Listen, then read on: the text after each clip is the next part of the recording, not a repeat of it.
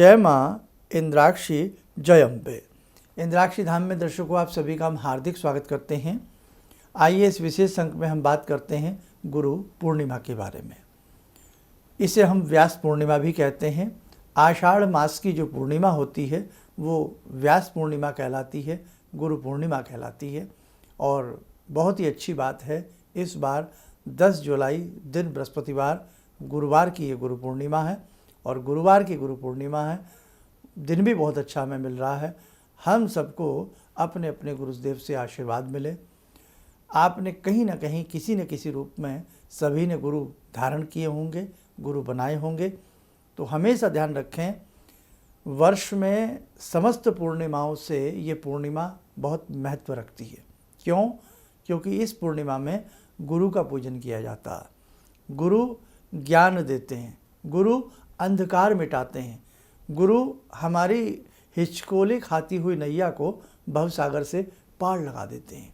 इसलिए इस पूर्णिमा का महत्व बहुत अत्यधिक बढ़ जाता है। वशिष्ठ जी के पुत्र, पराशर ऋषि के पुत्र वेद व्यास जी का जन्म इसी तिथि को हुआ था और वेदों का, समस्त पुराणों का 18 पुराण हैं, 18 ही उपपुराण हैं, उपनिषद हैं, अनेकों प्रकार के भाष्यों को लिखने वाले महाकवि महर्षि वेद व्यास जी के नाम पर इस पूर्णिमा को व्यास पूर्णिमा भी कहते हैं। इसलिए ध्यान रखना, इसमें हम महर्षि वेद व्यास जी का भी पूजन जरूर करें। आप अपने गुरु का भी पूजन करें और महर्षि वेद व्यास जी का भी पूजन करें, क्योंकि उन्हीं के नाम पर ये पूर्णिमा व्यास पूर्णिमा भी कहलाती है। इसी के साथ साथ एक बात और ध्यान रखें, हम सबको जीवन में गुरु की नितांत आवश्यकता है। बिन गुरु ज्ञान नहीं, बिन गुरु कल्याण नहीं। गुरु ही ज्ञान का मार्ग देते हैं, गुरु ही कल्याण का मार्ग देते हैं और गुरु हमारे जीवन को आलोकित कर देते हैं, हमारे जीवन को प्रकाशमान बना देते हैं। गुरु का आशीर्वाद जिस शिष्य को मिल जाए और शिष्य भी गुरु से मन से जुड़ जाए, जीवन बदलने में देर नहीं लगती। जीवन में आपके कितने भी कार्यकंटक क्यों ना हो, जीवन में कितनी भी समस्याएं क्यों ना हो, गुरु मंत्र को भाव से पढ़िए, गुरु मंत्र को अच्छे से जपिए। जो आपके गुरु ने आपको मंत्र, स्तोत्र आदि जो भी प्रदत्त किया हो उसे आप भाव से करिएगा। वो दिन दूर नहीं कि आपकी समस्त कामनाएं भी पूर्ण होती हैं और जीवन में जितनी भी दुख तकलीफ़ें चल रही होती हैं, गुरुदेव की कृपा से वो दूर हो जाती हैं। गुरु एक गाइड की तरह हमारा कार्य करते हैं, गुरु एक शिक्षक की तरह हमारा कार्य करते हैं, गुरु एक पथ प्रदर्शक की तरह हमारे साथ हमेशा बने रहते हैं। परोक्ष रूप में, अप्रोक्ष रूप में गुरु की शक्ति हमेशा हमारी सहायक शक्ति बनी होती है। गुरु व्यक्ति नहीं है, गुरु एक महाशक्ति होते हैं। इसलिए इस गुरु पूर्णिमा में ध्यान रखें, 10 जुलाई को आपने यदि गुरु नहीं भी बनाए हैं और आपका मन करता है कि हम गुरु बनाएं, तो शास्त्रों में उल्लेख है कि भगवान शिव को ही आप अपना गुरु बना सकते हैं। अगर बहुत लोग होते हैं जिनका मन नहीं होता है कि हम सशरीर किसी को गुरु धारण नहीं कर सकते, स्थूलधारी को, तो कोई बात नहीं बेटा, आप भगवान शिव को भी अपना गुरु बना सकते हैं। और उसी के साथ साथ मैं तो ये ज़रूर आपसे कहूँगा कि जीवन में गुरु दीक्षा हमें ज़रूर लेनी चाहिए। और जैसे गुरु पूर्णिमा जैसे पर्व आते हैं, ऐसे विशेष तिथियों में हमें अपने गुरु का पूजन बहुत सुंदर तरीके से करना चाहिए। 10 तारीख को प्रातःकाल उठें, प्रातःकाल उठ कर के मन ही मन ओम गुरु देवताभ्यो नमः, मन ही मन गुरु का नाम जपते रहें। स्नान आदि करने के उपरांत जो आपका पूजा का दरबार है उसमें बैठें। यदि आपने गुरु का उसमें चित्र लगाया हुआ है तो चित्र के सामने आप पूजन करें, और यदि चित्र नहीं है तो मानसिक पटल पर, अपने हृदय की मानसिक पटल पर, अपने मन के मंदिर में गुरु को विराजमान करके उनकी छवि को निहारते हुए, उनका ध्यान करते हुए हम अपने गुरु का षोडशोपचार पूजन करें। षोडशोपचार पूजन 16 प्रकार की वस्तुएं प्रदान की जाती हैं। सबसे पहले बैठने के लिए आसन दिया जाता, पुष्प का आसन एक कटोरी में रखें। आसनम समर्पयामि, पाद्यम समर्पयामि, अर्घ्यम समर्पयामि, स्नानम समर्पयामि, जलम समर्पयामि। हैं, ये आपको पहले भी हमने सारा बता रखा है। अनेकों चीज़ें आपको मालूम ही हैं जो हमारे साधक प्रतिदिन कार्यक्रम को देखते हैं। और उसके बाद जैसे आप तिलक लगा दें, चावल उनके चरणों में या उनके नाम से चावल कटोरी में छोड़ें, और उसके बाद धूप का इशारा करें, दीप का इशारा करें, मिष्ठान चढ़ाएं, पुष्प चढ़ाएं, और साथ में कोई ऋतु फल हो, जो भी मौसमी फल आपके पास उपलब्ध हो, वो मौसमी फल उनको भगवान को, गुरुदेव भगवान को चढ़ावें। उसके बाद तांबुल, पूंगी, सुपारी भगवान को चढ़ावें। और बस ये अपना पूजन साधारण तरीके से, या जो भी आपके पास सामान है, गुरुदेव भाव के भूखे हैं, आपके किसी वस्तु या सामान के भूखे गुरुदेव नहीं हैं। गुरुदेव तो केवल भाव के भूखे होते हैं। भाव से जो भी आपके पास है वो आप समर्पण कीजिए, और बहुत सुंदर भाव से आप गुरुदेव का पूजन कीजिएगा। गुरुदेव, हमने कहा ना कि गुरुदेव जो होते हैं वो व्यक्ति नहीं है, एक महाशक्ति होती हैं। मानो तो मैं गंगा माँ हूँ, ना मानो तो बहता पानी। इसलिए बेटे ध्यान रखना, बहुत सुंदर भाव से गुरु को भजिएगा। और आपके गुरु यदि इस समय सहशरीर नहीं है, इस समय गुरुदेव सहशरीर यदि नहीं है, तो आप उनका भाव ध्यान करते हुए आप उनका बहुत सुंदर तरीके से पूजन करें, और अपने गुरु के दर्शन करने का लाभ प्राप्त हो जाए तो उससे तो बड़ी बात ही क्या हो सकती है। षोडशोपचार पूजन या पंचोपचार पूजन, धूप दीप फल फूल आदि गुरुदेव भगवान को चढ़ा करके अब आप उनसे प्रार्थना करें कि हे गुरुदेव, मुझसे जाने अनजाने में किसी भी प्रकार की कोई भूल चूक हो गई हो तो मुझे क्षमा करना। आपके प्रति मैं सुंदर भाव प्रकट न कर पाया हूँ, आपके प्रति आपके कहे रास्ते पर मैं न चल पाया हूँ। हे गुरुदेव, मुझे अबोध बालक समझ करके मुझे क्षमा करना। हे गुरुदेव, आपकी दया दृष्टि, आपकी कृपा दृष्टि, आपकी समस्त प्रकार के भाव मेरे ऊपर सुंदर बने रहें, और मुझसे जो भी कोई भूल चूक हो उन भूल चूकों को हे गुरुदेव एक शिक्षक की भांति मेरी भूल चूकों में सुधार लाएं, और मुझे एक सुंदर ज्ञान की प्राप्ति कराएं, मेरे अंदर सुंदर भाव जागृत करें ताकि मैं आपके नाम को रोशन कर सकूं। सुंदर भाव से अपने गुरुदेव को प्रणाम करें। विगत वर्षों में हुई किसी भी भूल चूक के लिए गुरुदेव के प्रति मन में कई बार भाव ना जग रहे हों तो उनके प्रति भी गुरुदेव से क्षमा बोधन आप जरूर करें। और उसी के साथ साथ एक सत्संकल्प जरूर लें कि गुरुदेव मुझे ऐसा आप शुभ आशीष प्रदान करें। ये आप चाहे उनकी फ़ोटो देख करके भाव प्रकट करें, या मन में उनका रूप ला करके, उनका चेहरे का स्वरूप ला करके, या उनके नाम का स्वरूप मन में सोच करके आप उनसे बात कर रहे हैं।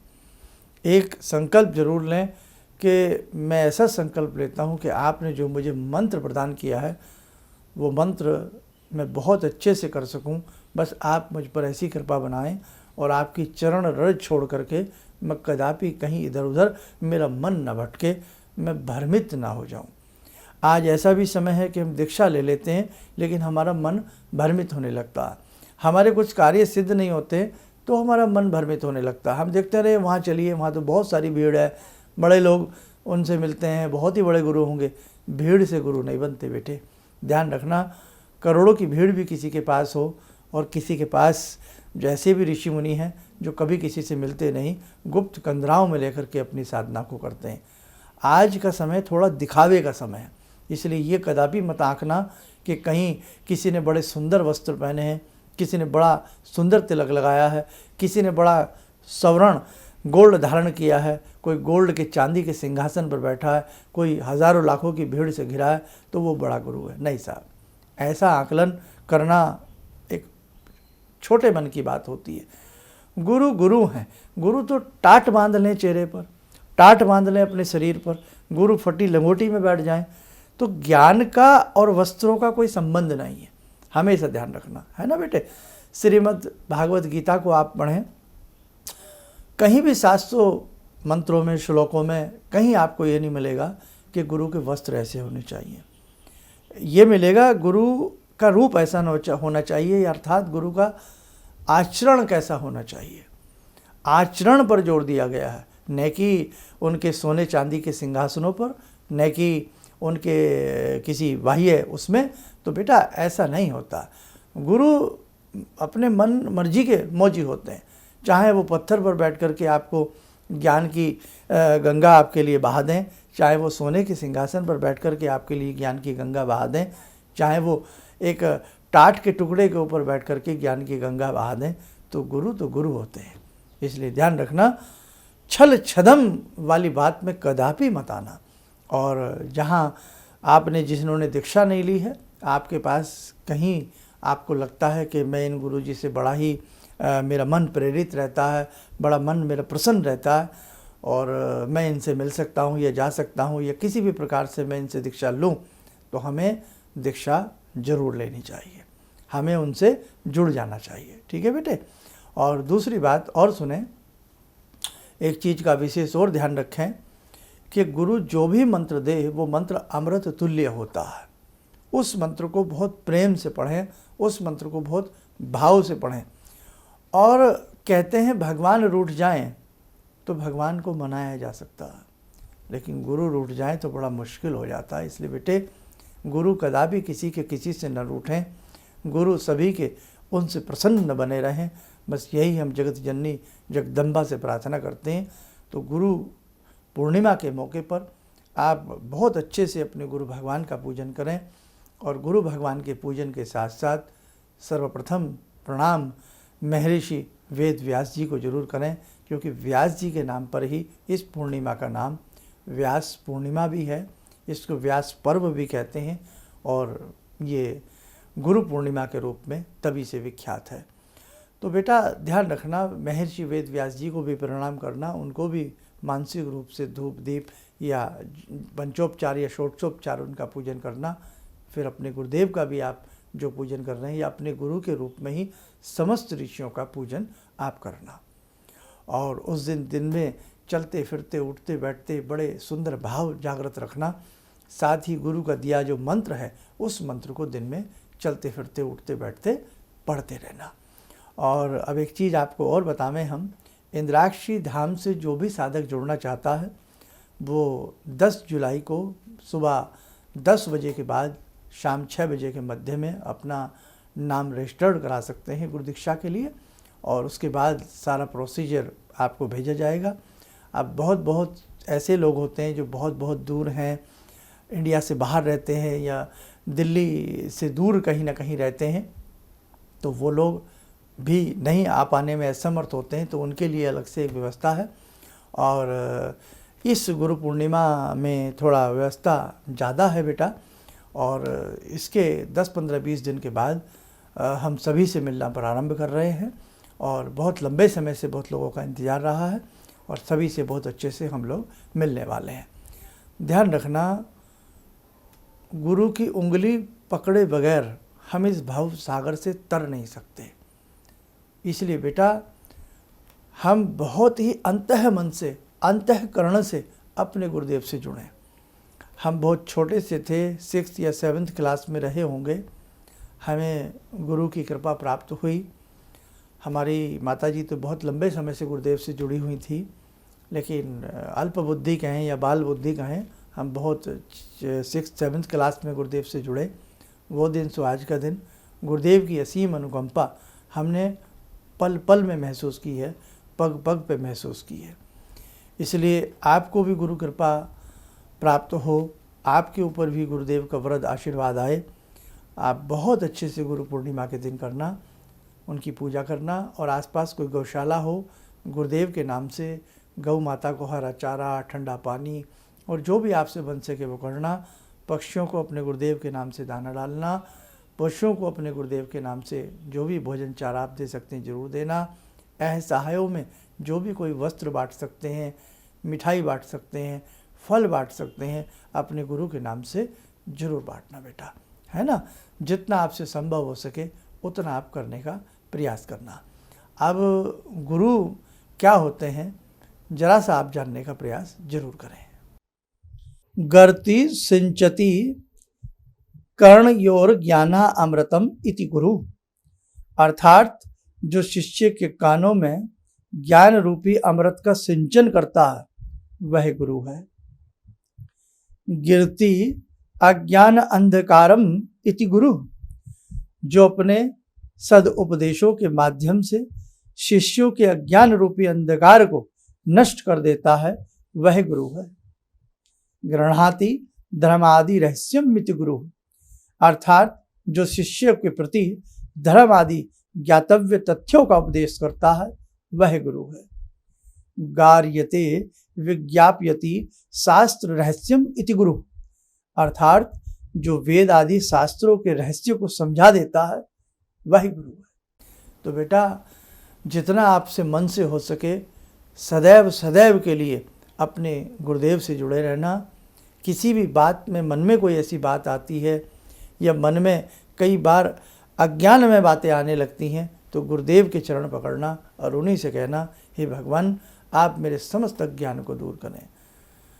गुरु गोविंद दऊ खड़े काको लागो पाएँ, बलिहारी गुरु आपने गोविंद दियो बताए, है ना। सारे संसार की मैं लेखनी बना लूँ, सारे जितने भी पेड़ पौधे हैं, और सारे आकाश का मैं कागज़ बना लूँ, सारे समुंदर की मैं शाही मसी बना लूँ, तो भी गुरु की महिमा लिखी नहीं जा सकती। इसीलिए गुरु की महिमा बेटा अपरंपार है।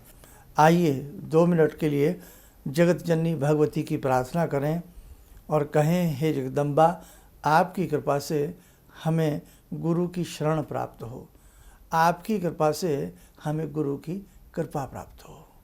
ॐ सिन्दूरारुणविग्रहां त्रिनयनां माणिक्यमूलस्फुरात् स्तारानायकशेखरं स्मितमुखी वापेन वक्षोरुवां पाणिभ्यामलपूर्णरत्नचषकां रत्नोत्परां बिभ्रति सौम्यां रत्नगटस्थरक्तचरणां ध्यायेत् पराम् अम्बिकां खड्गं चक्रगदेषु चापपरिगान् चूलम्बुशोण्डिं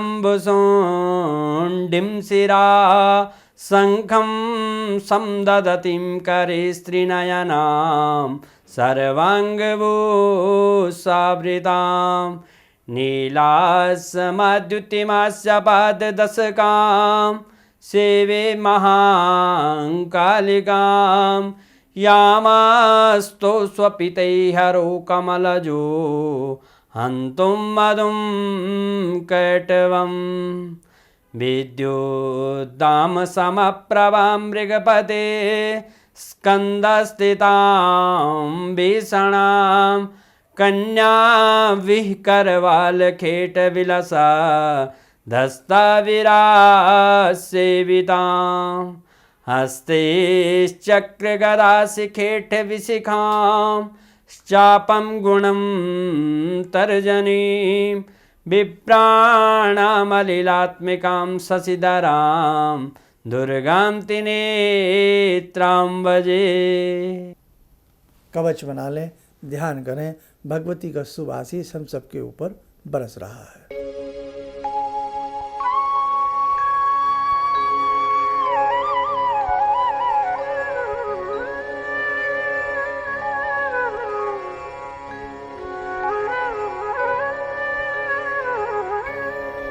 ओम बोलते हुए नेत्र खोलें, सामान्य हो जाए। देखो साधकों, मन तो करता है बहुत सारी बातें आपसे करते रहें, लेकिन समय की कुछ मर्यादाएं होती हैं और भी बहुत सारे संदेश हम आपको यूं ही देते रहेंगे। आप प्रेम पूर्वक जुड़े रहें और हमारी बातों के मर्म को समझने का प्रयास करें।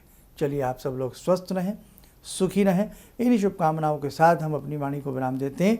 जय जय अम्बे। भगवान से जुड़ो, और भगवान से जुड़ने का जरिया आपने बताया, बहुत अच्छा लगा, बहुत धन्यवाद।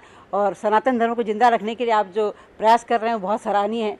हम लोग को मौका मिला है, हम लोग भाग्यशाली हैं जो आपके करीब आने का हम लोग को मौका मिला है। किसी भी समस्या के समाधान के लिए मिले प्रसिद्ध हस्तरेखा एवं वास्तु विशेषज्ञ प्रोफेसर धर्मेंद्र शर्मा जी से। नोट: शिविर में भाग लेने हेतु एवं व्यक्तिगत रूप से मिलने के लिए कॉल करने का समय सुबह 10 बजे से शाम 6 बजे तक। हमारे विभिन्न ज्ञानवर्धक कार्यक्रम देखने के लिए आप हमें अभी सब्सक्राइब करें, बेल आइकन को प्रेस करें ताकि आप देख सकें हमारा कार्यक्रम सबसे पहले। और अधिक जानकारी के लिए फेसबुक पेज को लाइक करना न भूलें।